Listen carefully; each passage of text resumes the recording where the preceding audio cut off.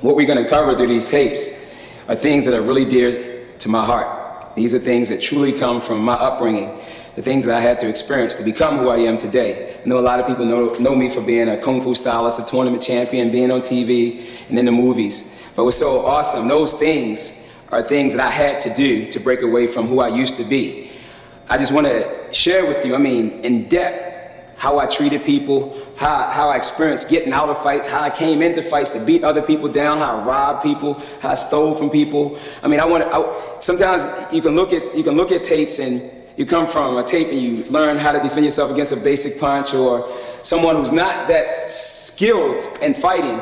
But what I want to go is a lot deeper, because where I came up, if you wanted to learn how to fight, the one thing your parents and everybody around you did, they made you fight. You had any beef with anyone in your neighborhood? I remember times my mom or dad put me right out there and we had to fight each other, beat each other down till blood was coming from your mouth, your head, whatever.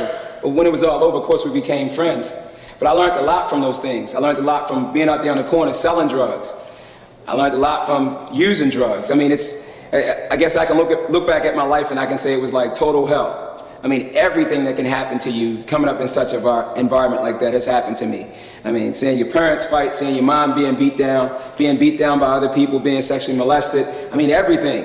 It's truly a gift from God that I'm here today and able to share this with you.